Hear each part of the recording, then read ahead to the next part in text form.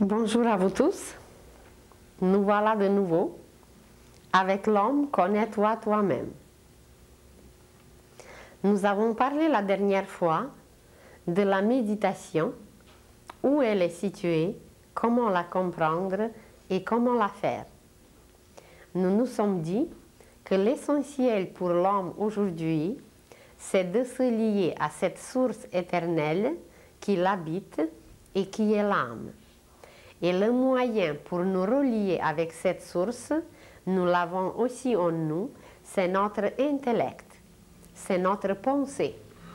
Par la pensée, nous pouvons nous lier à cette source et accomplir tout ce qu'il y a prévu pour nous, non seulement pour cette époque, mais pour toute l'éternité. Et voilà l'homme qui s'éveille aujourd'hui dans sa conscience, il apprend petit à petit de communiquer avec l'âme, et quand il apprend à communiquer avec son âme, lui-même, il se sent encore à l'extérieur. Son âme, il ne peut pas l'imaginer en lui, et il peut communiquer seulement à travers les symboles, à travers les images, à travers quelque chose qui lui est extérieur. Et nous nous sommes dit que l'essentiel, ce que l'homme reçoit à travers ce travail, c'est la nourriture. Il reçoit la nourriture mentale et cette nourriture mentale est par la suite mastiquée. La méditation, qui veut dire aller au milieu entre l'âme et la personnalité d'en bas, et quand il va au milieu, ça veut dire quand il se rend à un certain niveau où il peut communiquer par la concentration, il reçoit de l'âme une nourriture. Et nous avons comparé ce que l'homme reçoit avec le fait d'ouvrir un robinet. C'est comme s'il ouvrait le robinet qui se trouve en lui, et voilà la nourriture, la boisson, l'aliment commence à couler, la source commence à l'alimenter. Et l'homme peut faire aujourd'hui ce travail à travers la pensée qui a une puissance infinie, seulement nous ne savons pas l'utiliser. Nous avons parlé de la méditation concrète qui est basée sur un objet concret qui peut nous servir de symbole, d'image, qui peut nous servir de robinet. Et à travers ce symbole, à travers cette image que nous ouvrons, qui nous permet de communiquer avec l'âme, nous recevons par la suite tout ce que nous est indispensable. La méditation aujourd'hui est souvent comprise comme un but. L'homme se place un but de méditer, mais il ne sait pas en réalité qu'est-ce qu'il veut faire à travers ce travail et pourquoi méditer. Et ce qu'on fait, dans la plupart des cas, c'est une méditation pour une méditation. C'est la méditation pour la méditation. On ne sait pas le but, on ne sait pas qu'est-ce qui est le but, quel est le moyen. Imaginez que vous devez vous rendre à Québec. Alors, Québec, c'est la destination. Maintenant, pour se rendre à Québec, il faut utiliser un moyen. Alors, le moyen, supposons que c'est un autobus ou une auto. Le Québec, c'est le but, et le moyen, c'est l'auto ou l'autobus. Mais ce qui est aujourd'hui dans la méditation, c'est que le but est mêlé avec le moyen. Québec devient autobus qui est impossible, ou l'autobus devient le but qui est aussi impossible. Alors ça crée un non-sens et ça peut même mêler les courants en nous, donc la méditation devient nulle. Et il y a des personnes qui méditent des heures, et certainement qu'ils n'arrivent à rien, même après des années, parce qu'ils ne connaissent pas le but, ils ne connaissent pas le moyen, et comme ils ne savent pas comment faire, quoi faire, alors c'est mieux de ne pas méditer du tout. Donc l'essentiel, c'est de connaître quel est le but, qu'est-ce que nous voulons faire à travers ce travail, qu'est-ce que nous voulons recevoir, et comme on a dit, si nous voulons vraiment communiquer avec l'âme, si nous voulons recevoir une nourriture d'elle, eh bien, il faut la prendre, il faut la mastiquer, mais par la suite, il faut la digérer, il faut l'absorber, absolument tout ce que le corps physique fait. Et si nous ne sommes pas prêts, si nous ne sommes même pas au courant qu'il s'agit d'une nourriture, comment voulez-vous qu'on se nourrisse? Alors là, il s'agit de la méditation concrète qui nous permet d'utiliser un objet, une image, un symbole comme le moyen de communication. Nous n'avons pas parlé d'autres degrés de la méditation, qui est la méditation abstraite. Dans la méditation abstraite, nous ne prenons pas une image concrète que nous connaissons, mais il s'agit de quelque chose qui est complètement abstrait. Nous prenons tout simplement un symbole, un son, par exemple. Il y a des hindous, il y a des orientaux qui méditent sur un seul son, sur une seule syllabe, par exemple Om. C'est OM qui est l'abréviation d'Aum. Je crois que nous avons mentionné au début que notre 5e race, l'humanité présente en général, possède une clé qui nous a été donnée pour communiquer avec l'esprit. Et cette clé que nous possédons, elle est contenue dans le mot Aum. Et le mot Aum, nous le connaissons même à travers le christianisme. Même quelqu'un qui se dit « moi je n'accepte pas Aum parce que moi je suis un catholique », même les catholiques, ils utilisent Aum, seulement il est transformé. Il est transformé et il est présenté pour nous comme Amen.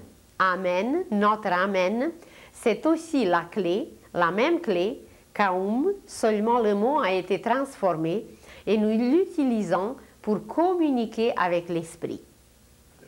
Et l'abréviation qui est utilisée par les orientaux, qui s'écrit O et M, Om, ce seul mot, ce seul symbole peut nous servir d'une méditation abstraite. Parce que Om, il a ses vibrations. Om, il a son champ vibratoire à travers lequel nous pouvons capter énormément d'énergie, nous pouvons capter énormément de choses qui nous sont utiles pour toute création.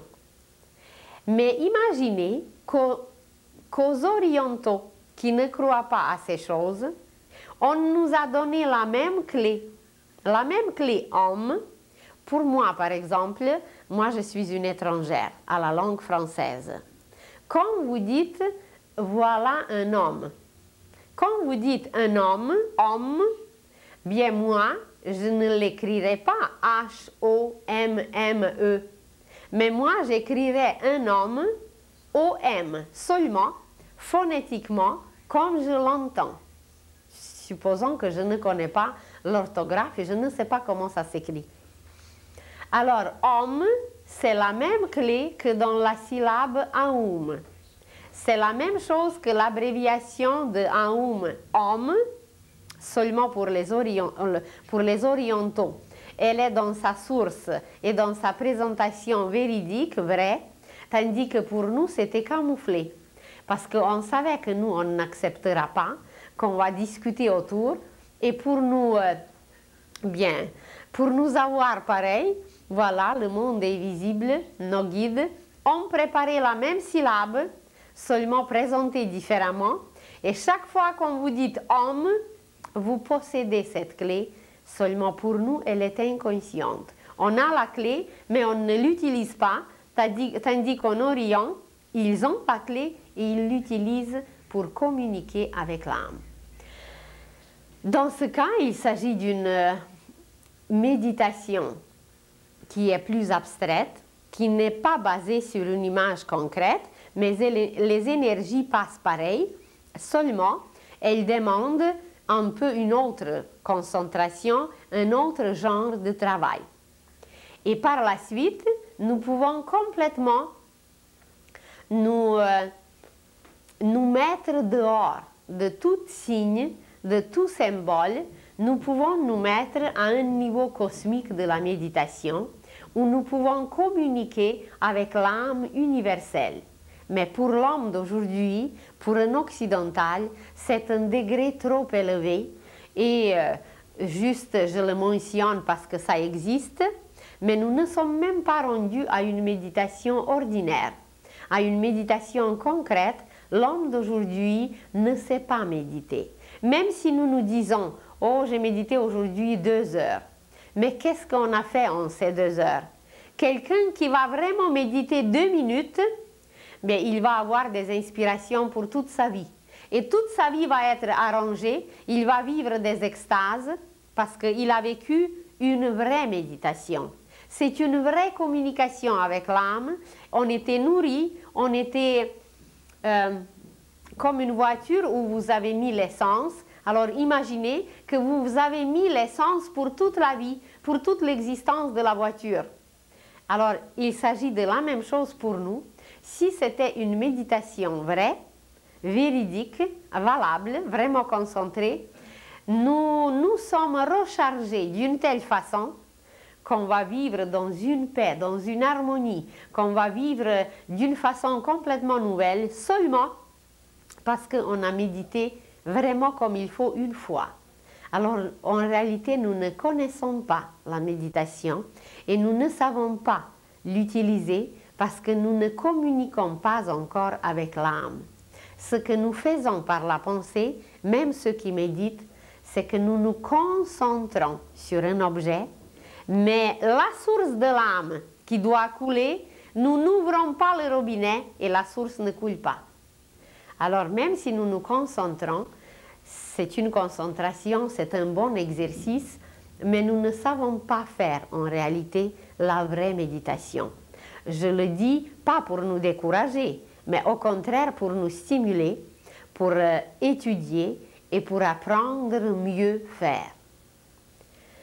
Et comme nous nous sommes dit déjà la dernière fois, la méditation, ce n'est pas le degré supérieur de tout notre travail, de toute notre possibilité de communiquer avec l'âme. Ça, c'est juste aller au milieu, la méditation. Mais il y a d'autres degrés où nous allons plus loin que la méditation. Et ce degré qui est plus élevé, ce degré suivant, s'appelle la contemplation. Si vous décomposez le mot contemplation, vous allez trouver de nouveau un préfixe con, con, qui veut dire avec, et la racine du mot c'est temple.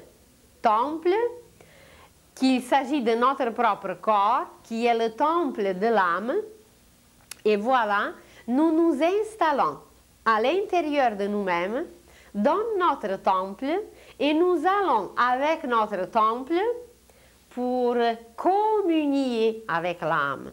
Il ne s'agit plus de la communication, parce que dans la communication, notre intellect est extérieur à l'âme. L'âme pour nous est quelque chose à part. L'intellect ne peut pas nous unir à l'âme, parce que lui, c'est de soustraire. Lui, c'est de séparer. Alors, il fait encore deux avec l'âme. C'est pour ça que nous parlons de la communication. Et dans la communion, il n'y a plus de deux, il n'y a qu'un. Alors, quand nous avons passé par tous les degrés de la méditation, quelquefois on les a passés déjà dans une vie passée, dans une vie précédente. Alors, quand nous avons traversé tous ces degrés préparatoires, on a parlé d'observation, de la concentration, la méditation, nous nous intériorisons, nous installons en nous un silence absolu. Et c'est dans ce silence parfait que la vraie communion, pas la communication, mais la vraie communion avec l'âme peut se faire. Et d'ailleurs, il faut bien souligner que la condition indispensable de communier avec l'âme, c'est justement d'installer à l'intérieur un silence. Et la pensée d'aujourd'hui, l'intellect humain, il est extrêmement bruyant. Il ne fait que des bruits et dans ces bruits, dans ce vacarme, aucune ni communication ni communion n'est valable, n'est possible. seulement quand à l'intérieur, nous faisons taire toute pensée qui saute, toute pensée qui fait des bruits, parce que l'intellect, il ne sait que ça. Alors, quand nous installons un silence intérieur, c'est dans ce silence que la communion est possible, ça veut dire faire un avec notre âme, qui n'est plus une source extérieure, mais qui devient une source intérieure. Et c'est là qu'on devient créateur, c'est là qu'on devient génie, c'est là qu'on devient tout ce que l'âme est, parce que la communion se fait, on fait un avec elle, et voilà, tout s'accomplit instantanément, immédiatement. Nous recevons ces révélations, nous recevons ces messages. Ce n'est plus la question du temps, c'est la question d'intensité. Dans la méditation, nous utilisons encore le temps. Dans la méditation, ça nous prend du temps et des heures pour apprendre à communiquer. Comme si, imaginez que vous voulez travailler à la radio ou à la télévision, et pour pouvoir communiquer, ou vous voulez juste arranger votre poste de radio pour capter certaines stations. Alors, ça vous prend du temps de l'arranger pour capter une telle station ou une autre. Vous pouvez rester dans un pays et capter le programme d'un autre pays. Alors, il s'agit encore du temps dans la communication. Mais dans la communion, il n'y a plus de temps, c'est instantané. Ça marche d'après les lois de la pensée et ça devient instantané. Mais la première condition, c'est d'installer le silence dans notre propre temple où nous pouvons par la suite contempler l'âme. Pour la méditation, nous avons parlé que le premier degré, c'est l'observation. C'est d'abord apprendre à observer, car par l'observation, nous apprenons à servir. Mais dans la contemplation, il y a aussi des degrés. Et nous les connaissons déjà, ces degrés. Tout le monde dans sa vie a appris un jour à prier. La prière avec la parole. La prière qu'on nous apprend de l'extérieur. Chacune des prières que nous connaissons, c'est un moyen, c'est un fil pour communier avec l'âme. Mais la prière est encore extérieure et c'est très rare qu'une prière qui s'exprime par la parole, elle nous guide, elle nous mène directement à l'âme. Elle est un moyen extérieur qui nous amènera à contempler l'âme, mais ça prendra de nouveau du temps. Alors, comme observation est indispensable comme premier degré pour arriver à la méditation, la prière, elle est indispensable pour arriver à la contemplation. Ça veut dire la prière nous amène vers un travail intérieur, vers un chemin intérieur. Et vous connaissez peut-être la phrase de Jésus qui disait « Si tu veux vraiment prier Dieu, descends dans ta chambre secrète et prie-le. » Où se trouve cette chambre secrète? Nous en avons parlé. Nous avons dit que dans le cœur, il y a une petite chambre dans le ventricule gauche et dans cette chambre, il y a un petit atome.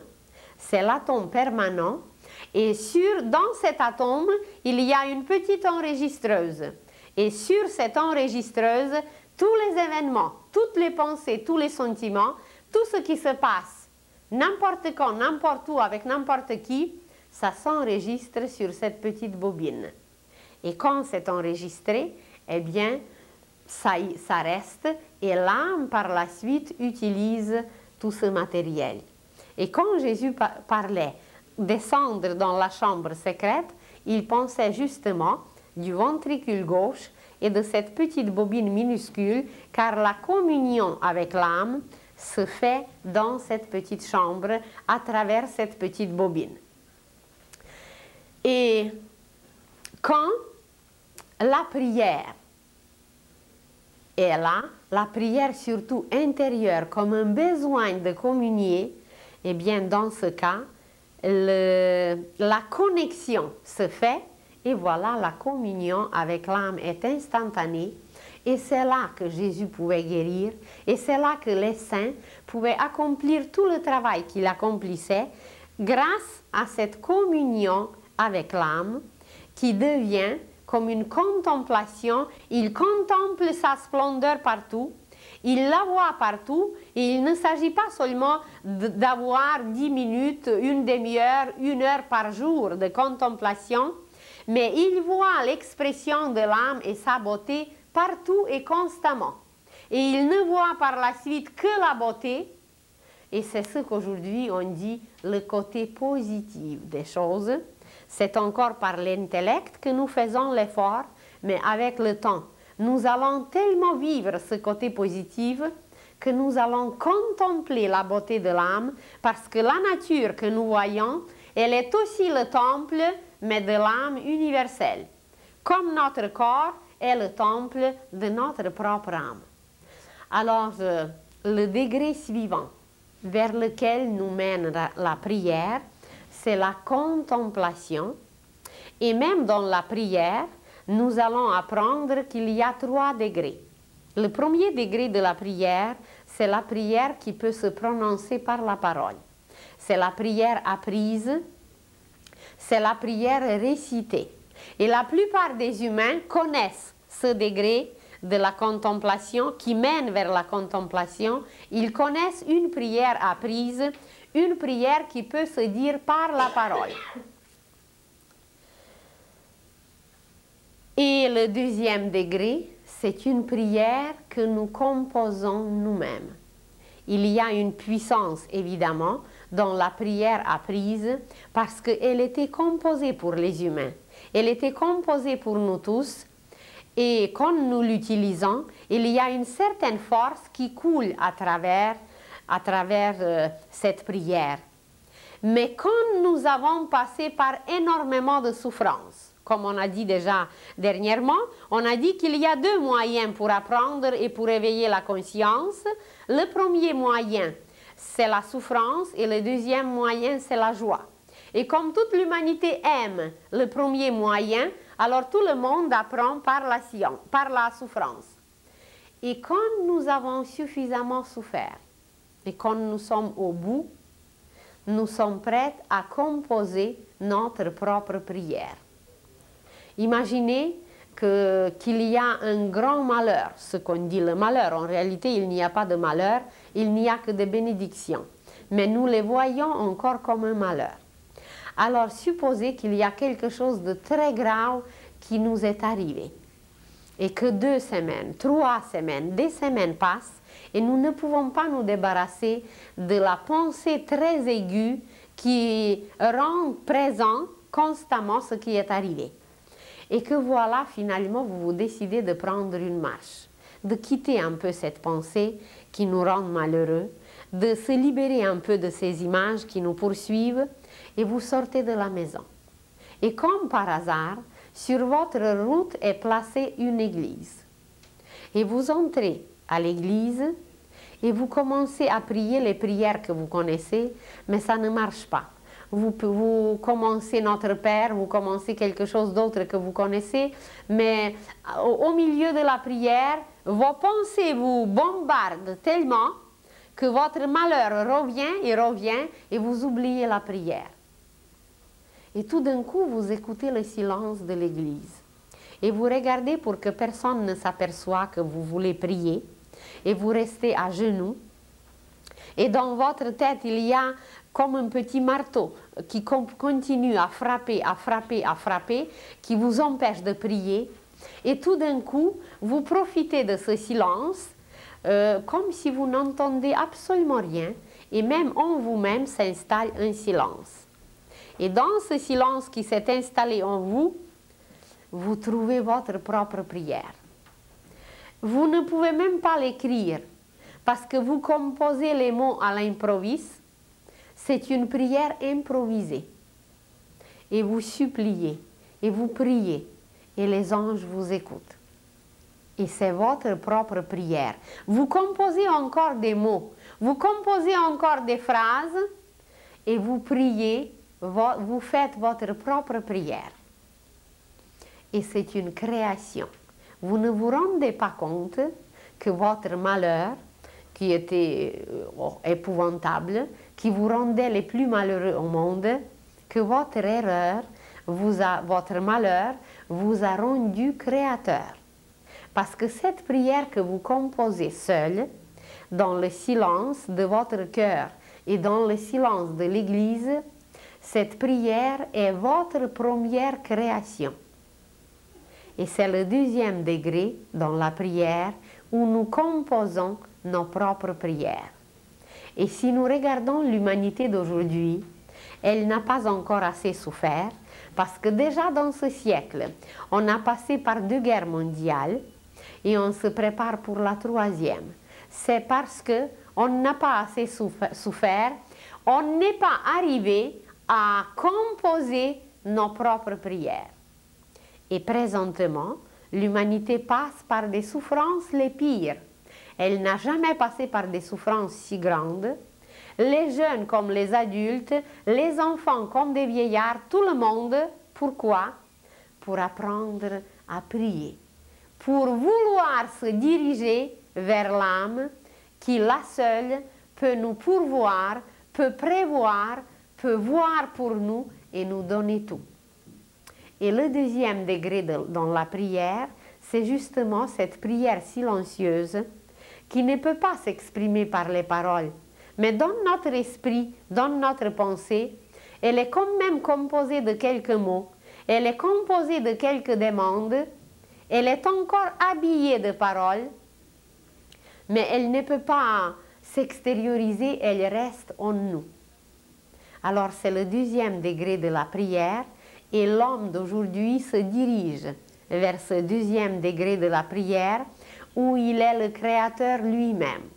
Le Christ nous a laissé notre Père qui est une prière extraordinaire.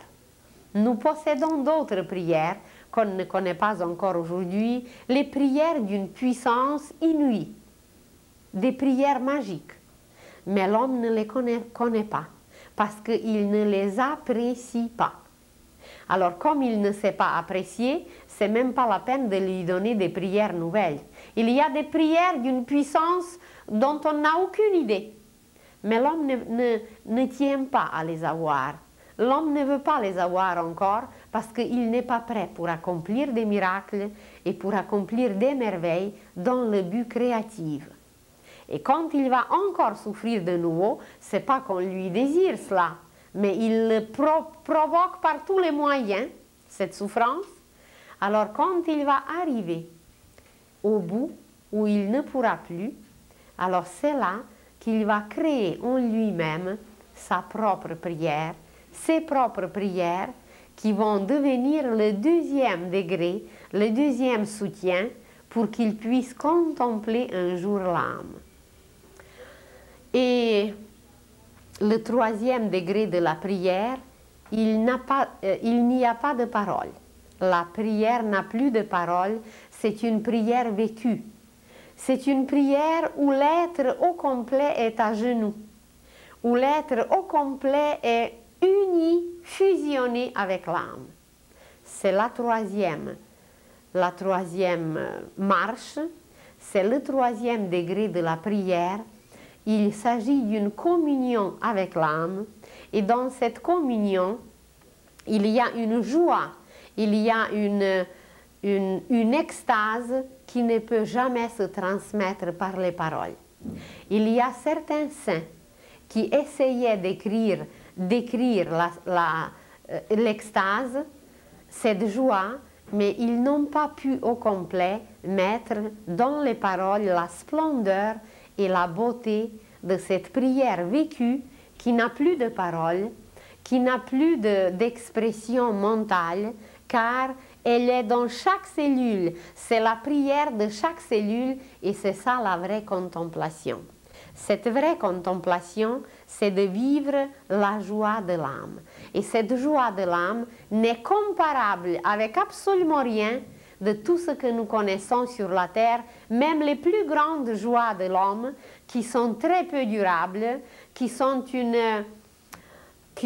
expression quand même de l'âme, mais notre plus grande joie est très peu en comparant avec l'extase, qui est une communion, une fusion, mais durable, une communion avec l'âme. Il n'y a plus de parole, il n'y a plus aucune expression extérieure, elle est seulement intérieure, elle est tellement puissante qu'elle ne peut pas s'exprimer par la parole, qui est d'ailleurs une très grande poésie.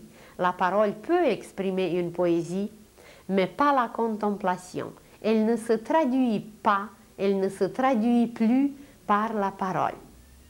Alors voyez, après la méditation, qui est aujourd'hui considérée comme le sommet de tout, après la méditation, il y a d'autres degrés à atteindre, et c'est justement à travers ces trois sortes de prières que l'homme se dirige vers la contemplation.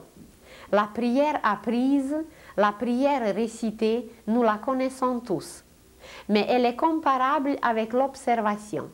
C'est un genre d'observer un peu une règle de l'âme, d'observer un chemin que nos parents ou que la religion nous indique, mais nous ne participons pas encore à quelque chose de merveilleux dans une prière récitée. Nous voulons participer, mais notre conscience n'est pas présente. Tandis que dans la prière intérieure, qui est poussée par nous-mêmes, que nous faisons naître nous-mêmes, ou par une souffrance, ou par une joie, mais la plupart des humains, c'est par la souffrance. Alors, dans cette prière intérieure, qui est peut-être encore couverte des paroles, mais qui ne s'extériorise plus, parce qu'elle fait naître des larmes de joie. Ce sont des larmes de joie qui sont les signes extérieurs de cette prière intérieure qui n'a plus de parole. Parce qu'elle est notre propre enfant, elle est notre création intérieure, elle est le premier-né. Nous l'avons fait naître, cette prière en nous.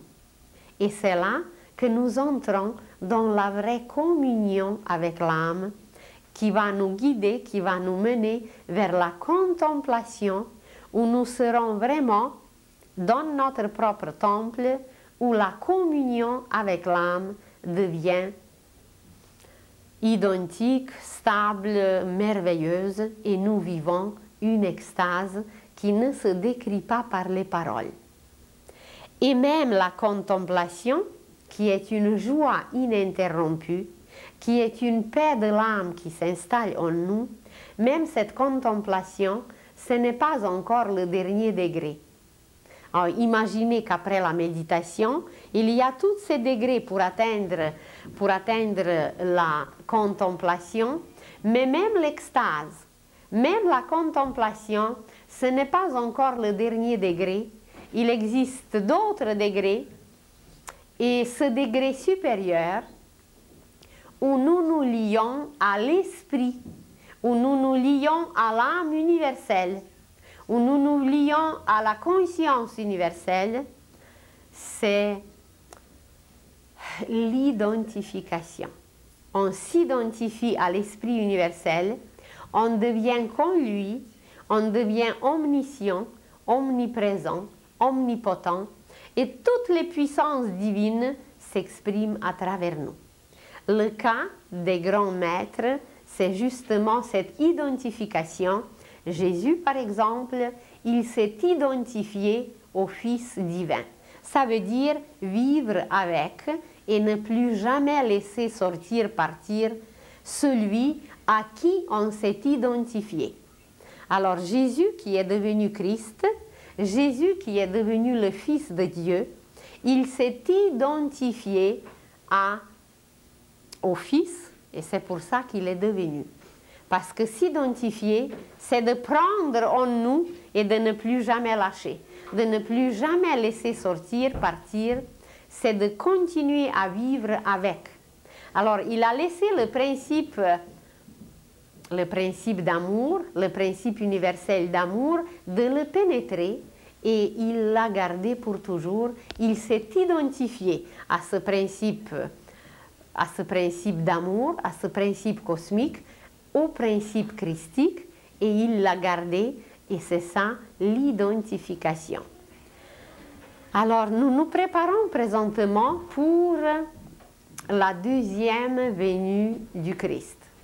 On nous a parlé beaucoup sur la deuxième venue du Christ et nous croyons qu'il s'agit de quelque chose de l'extérieur, qu'il y aura un événement extérieur où le Christ va venir de nouveau. Eh bien, ce n'est pas le cas. Il s'agit de la deuxième venue, mais qui va être seulement intérieure. Il n'y aura plus de Christ extérieur. On pourra avoir des signes extérieurement, on pourra avoir des manifestations extérieurement, mais en réalité, la deuxième venue du Christ, c'est un événement intérieur. Et tout ce qu'on s'est dit sur observation, sur la concentration, sur la méditation, sur la contemplation et sur l'identification, c'est justement les degrés pour se préparer à la deuxième venue du Christ. Car l'événement le plus extraordinaire depuis des millénaires et des millénaires qui va se passer pour nous aujourd'hui, présentement, dans cette vie, c'est la deuxième venue du Christ, c'est de le recevoir dedans, parce que lui, c'est l'âme universelle.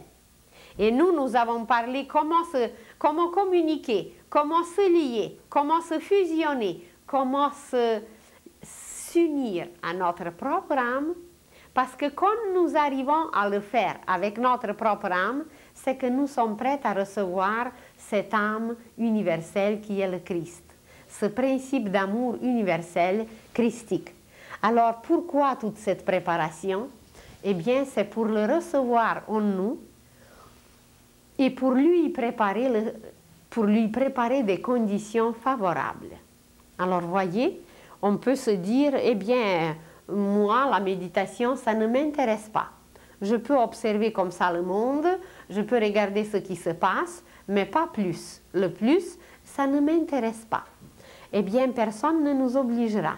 Personne au monde ne peut nous obliger, mais quand on sait que la deuxième venue du Christ, c'est une réalité, quand on sait que c'est tout près, quand on sait que malgré tout ça va venir, eh bien, ça serait un peu plus méritoire si nous nous préparons, si nous sommes conscients de ce fait et si nous faisons tout pour l'installer en nous, pour le garder en nous.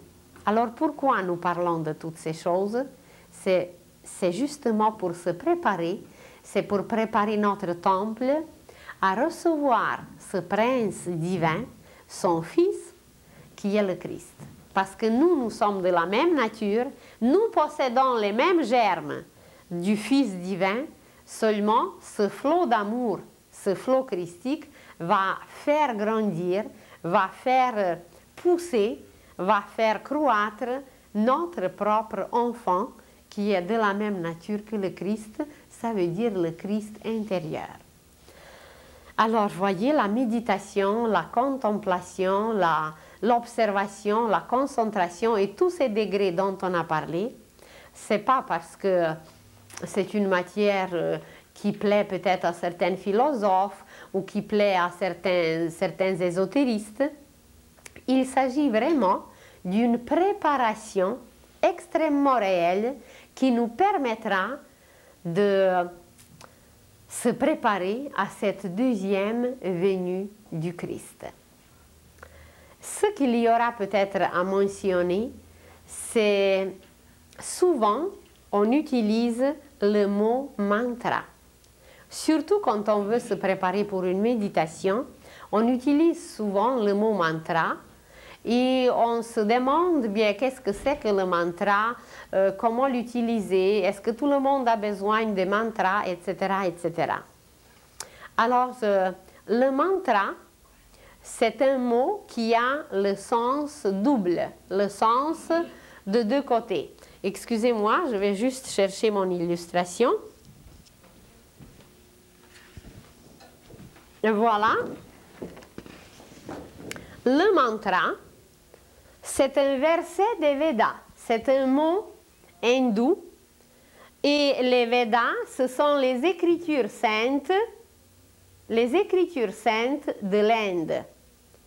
Et un mantra, c'est un verset de Veda. C'est comme si nous, on prenait un petit verset de la Bible. C'est absolument la même chose, seulement les orientaux utilisent ces versets pour arriver à une méditation, à une concentration et à la communion avec l'âme. Tandis que les occidentaux ne le font pas. Les orientaux savent comment le faire et les occidentaux, ils possèdent les mantras, mais ils ne les utilisent pas. N'importe quelle phrase de la Bible, c'est un mantra.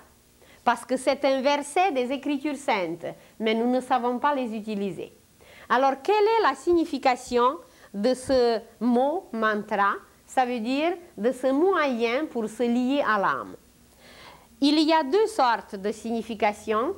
La première, c'est extérieur ou exotérique. Exotérique, ça veut dire extérieur. Alors, c'est tout simplement la faculté, exotériquement mantra, c'est une faculté qui conduit à la perception et ou à la pensée. Alors, imaginez que l'homme d'aujourd'hui ne sait pas vraiment penser. Alors, pour le canaliser à penser, il prend le mantra comme un fil qui le conduit à une bonne pensée, qui le conduit à une bonne concentration et qui lui sert par la suite de lien avec d'autres choses. Ça, c'est extérieurement, exotériquement. Mais intérieurement, ésotériquement, le mantra, c'est un mot qui prend la forme où les syllabes rythmiques produisent la magie divine. Alors là, ça nous échappe complètement. Qu'est-ce que ça veut dire, la magie divine, et comment un mot peut produire la magie divine? Eh bien, peut-être un jour, nous parlerons de la magie. Nous parlerons qu'est-ce que c'est la magie et comment l'âme travaille dans la matière. Alors, il existe en nous des forces. Nous allons parler bientôt des chakras. Nous allons parler bientôt des centres énergétiques qui existent en nous et à travers lesquels l'énergie de l'âme est diffusée. Mais nous ne savons pas utiliser ces centres énergétiques et nous ne savons pas quoi faire avec. Alors, dans la gorge, il existe un centre qui est appelé le larynx ou le chakra laryngé.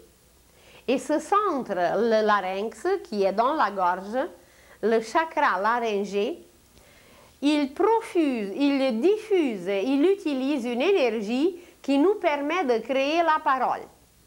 Mais la parole que nous utilisons, en réalité, elle n'est pas créée par nous. Elle était déjà créée, nous la répétons, nous l'utilisons de nouveau. Mais dans les Écritures saintes, il existe des mots qui étaient créés spécialement pour accomplir un travail, et quand nous allons apprendre à utiliser ces mots, en prononçant seulement un mot, une parole, nous serons capables d'accomplir des miracles.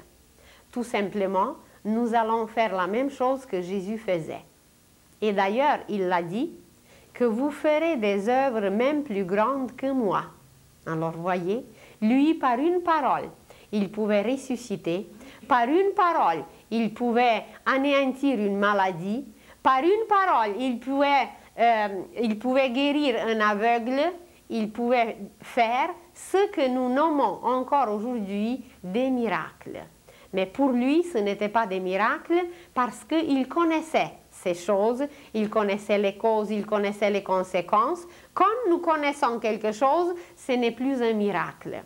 Pour un enfant que vous avez chez vous, qui a 3-4 ans, cet enfant, quand il vous demande, papa ou maman, comment l'arbre pousse? Et là, vous lui décrivez toute une histoire, comment l'arbre pousse. Qu'il y a une petite sémence qui est absolument incomparable avec l'arbre. Vous prenez un petit gland ou une petite sémence quelconque, et si vous la comparez avec le même arbre qu'il l'a donné, dans la petite tête d'un enfant, ça n'entre pas, c'est un miracle. et vous placez cette petite semence dans le sol, et dans le sol, cette petite semence commence à s'imbiber des forces et elle éclate. Et puis un jour, cette semence donne un arbre. Alors pour un enfant, c'est un miracle. Il faut que l'enfant pratique lui-même, qu'il place lui-même la semence dans le sol et qu'il observe comment la semence va pousser, et quand la semence va donner un arbre, eh bien, ça va être clair pour lui, le miracle va devenir un fait naturel. Alors, des faits naturels dont nous ne connaissons pas les origines et les causes, ni les conséquences, pour les humains, ce sont des miracles. Mais pour quelqu'un qui connaît les causes et qui connaît les conséquences d'une chose, d'un objet, d'une affaire, d'une semence, de quoi que ce soit, eh bien, ce n'est plus un miracle, c'est un fait naturel. Alors, qu'est-ce qui se produisait à l'époque de Jésus, avec tout ce qu'il possédait? C'est que lui, qui était peut-être un des plus grands clairvoyants au monde, qui voyait des causes, quand on lui demandait, ses disciples lui demandent, « Seigneur, pourquoi il est né aveugle? Est-ce que c'est ses parents ou lui-même qui a péché ?» Et Jésus répond, « Ni ses parents, ni lui, il est né comme ça pour la gloire de Dieu. » Bien, ça veut dire qu'il voyait les causes karmiques, qu'il pouvait voir dans les vies passées pourquoi cet aveugle est né comme ça.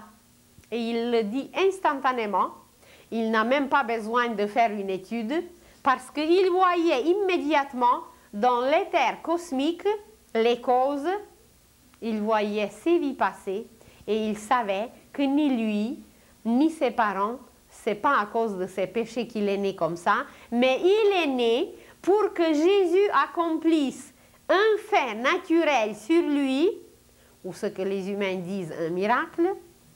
Pourquoi? Eh bien, pour glorifier Dieu, pour glorifier toute cette puissance divine qui passait par Jésus.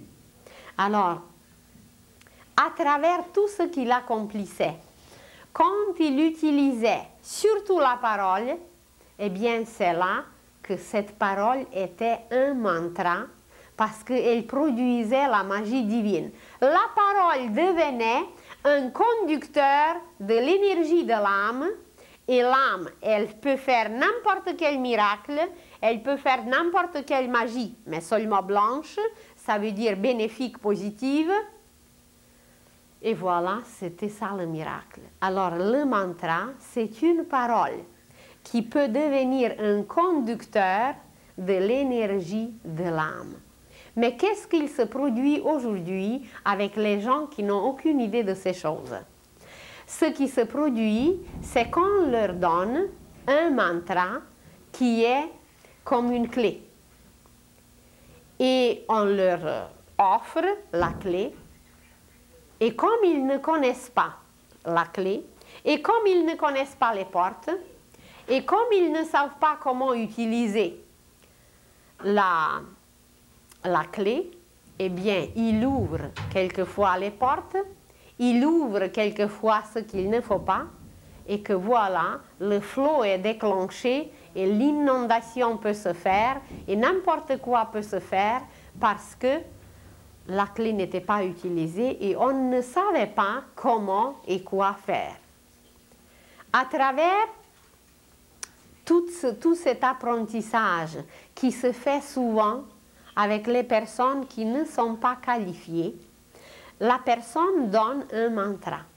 Supposez un instructeur qui donne un mantra et qui ne sait même pas qu'est-ce que c'est qu'un mantra. Il donne une clé.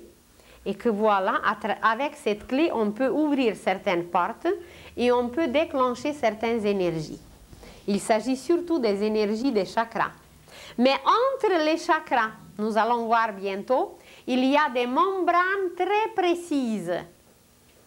Il y a des tissus extrêmement fins. Et quand l'énergie est déclenchée, cette énergie peut détruire, peut faire dissoudre une membrane ce qui devient extrêmement dangereux, ce qui est irréparable par la suite. Et on n'apprend pas aux méditants comment ramener à la place du départ, comment ramener à bon état tout ce qui a été déclenché. Alors, à cause de la mauvaise utilisation des clés, à cause qu'on ne sait pas comment diriger ce flot merveilleux d'énergie, voilà, tout est après raté, la personne devient déséquilibrée, elle ne peut plus non seulement méditer, mais elle n'est plus capable de faire rien du tout. C'est parce qu'on se lance avec n'importe qui, n'importe comment, qui n'est pas préparé dans ces matières et qui peut déclencher des choses en nous. Mais s'il ne sait pas réparer, s'il ne sait pas ramener à l'état normal, eh bien, ce n'était pas le moment de commencer ou ce n'était pas la personne avec laquelle on peut faire ce genre d'expérience. Donc, le mantra, c'est quelque chose de très réel, c'est quelque chose de magnifique, mais il faut tout simplement savoir comment l'utiliser, comment manipuler avec ces énergies extrêmement précieuses qui peuvent déclencher beaucoup de choses, mais comment harmoniser par la suite, comment mettre tout en ordre, c'est ça qu'il faut savoir. Parce que pour mettre en désordre, c'est très facile, c'est juste de jeter, de mettre n'importe comment et tout est en désordre. Mais ce qui est le plus important, c'est comment mettre de l'ordre par la suite et comment tout harmoniser en nous s'il y a quelque chose qui était mal utilisé ou débalancé. Et aujourd'hui, il faut être extrêmement prudent, surtout avec toutes ces matières où il s'agit des mantras, où il s'agit des clés, où il s'agit des initiations, parce que les personnes ne connaissent pas toutes ces matières et on ne sait pas comment manipuler, comment utiliser, on ne sait pas quoi faire, alors ça peut devenir même maléfique, nuisible, et les chakras ne fonctionnent plus bien, les membranes sont déchirées et que voilà, après, tout est mis sur le dos de la méditation, tout est mis sur le dos de l'ésotérisme, tandis qu'en réalité, c'est ni la méditation, ni le mantra, ni l'ésotérisme ne sont pas coupables, mais c'est les personnes qui sont ignorantes et qui prennent une responsabilité sur eux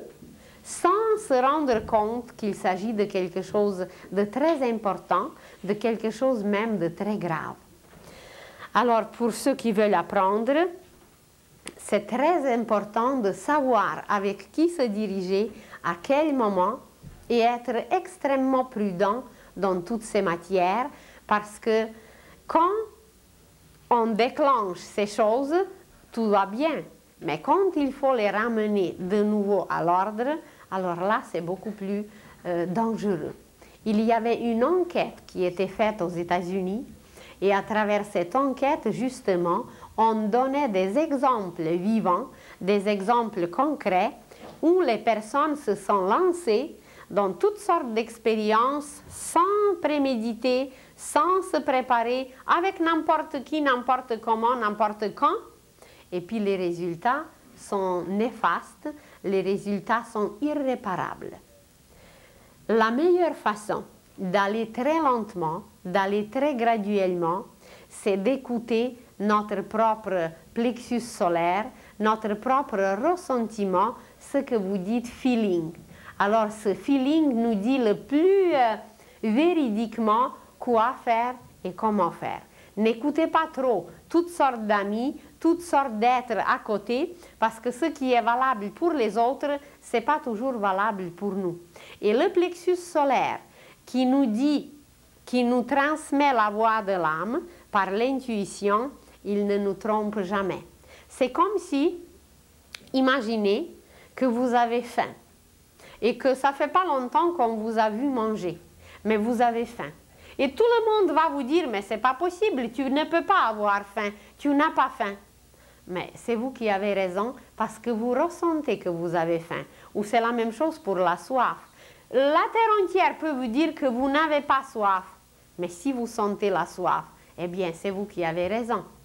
Alors c'est pour ça qu'il ne faut pas trop écouter tout ce qui vient de l'extérieur dans ces choses, mais écouter notre propre plexus solaire qui, par la voix de l'âme, nous dit avec une exactitude absolue comment faire et quoi faire et quand et avec qui et tout au complet.